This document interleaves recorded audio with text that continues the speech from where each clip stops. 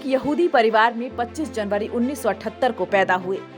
उनके दादा सिमोन दूसरे विश्व युद्ध में सोवियत संघ की रेड आर्मी की ओर से नाजियों के खिलाफ लड़े थे। उनके पिता और 3 भाई नाजियों से नरसंहार का शिकार हुए थे। जेलेंस्की ने 2003 में ओलेना वोलोडिमीरिवना जेलेंस्की से शादी की थी। वह सिविल इंजीनियर हैं, मगर वो स्क्रिप्ट राइटर बनी। बेटी ओलेक्जेंड्रा 17 साल की और बेटा किरिलो 9 साल का है। जेलेंस्की ने 2018 में राजनीतिक पार्टी सर्वेंट ऑफ पीपल बनाई। दरअसल इसका गठन एक टीवी प्रोडक्शन कंपनी ने किया था, जिसने इसी नाम से एक सीरीज भी बनाई थी। इस सीरीज में जेलेंस्की ने यूक्रेन के राष्ट्रपति की भूमिका निभाई थी। अपने इसी शो से प्रेरित होकर राजनीति में कदम रखने की सोची। इस तरह राजनीति की तरफ झुकाव पैदा हुआ।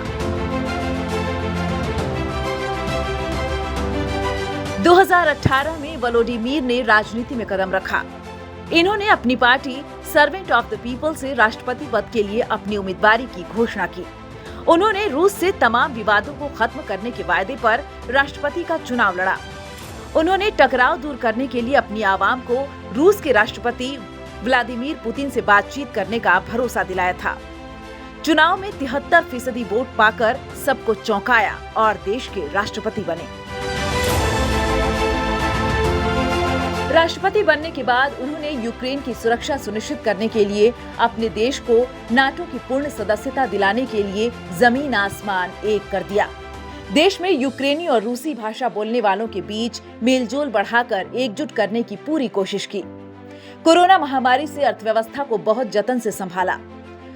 भ्रष्टाचार के खिलाफ मुहिम छेड़ी, लेकिन जिस पुतिन से वह बातचीत करना चाहते थे, उन्होंने ही उनके देश को घेर कर हमला बोल दिया।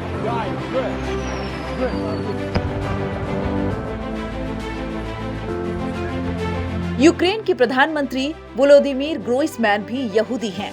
इस तरह इजराइल के बाद यूक्रेन दुनिया का दूसरा देश है जहां राष्ट्रपति और जिसके प्रधानमंत्री दोनों ही यहूदी हैं। रूसी हमले से कुछ घंटे पहले 24 फरवरी 2022 को जेलेंस्की ने रूस की जनता से एक वीडियो मैसेज के जरिए बहुत भावुक अपील की। रूसी भाषा में बोलते हुए उन्होंने कहा कि आप अपने हुक्मरान को जंग छेड़ने से रोकिए। जेलेंस्की ने अभिनेता के रूप में लाखों लोगों को हंसाया, गुदगुदाया। उन्होंने एक अमन पसंद नेता के रूप में हथियारों की मुखालफत की, मगर एक जंग ने सारी मुस्कानें छीन ली और उन्हें हथियारों का मुकाबला हथियारों से करने के लिए मजबूर कर दिया। अमेरिका ने जेलेंस्की के सामने यूक्रेन से बाहर चले जाने का प्रस्ताव रखा, लेकिन उन्होंने कहा कि अपने देश से गद्दारी नहीं करूंगा। उन्होंने कहा कि वह और उनका परिवार दुश्मन नंबर 1 और 2 के रूप में रूसी सेना के निशाने पर हैं। न्यूज़ विंग की ब्यूरो रिपोर्ट।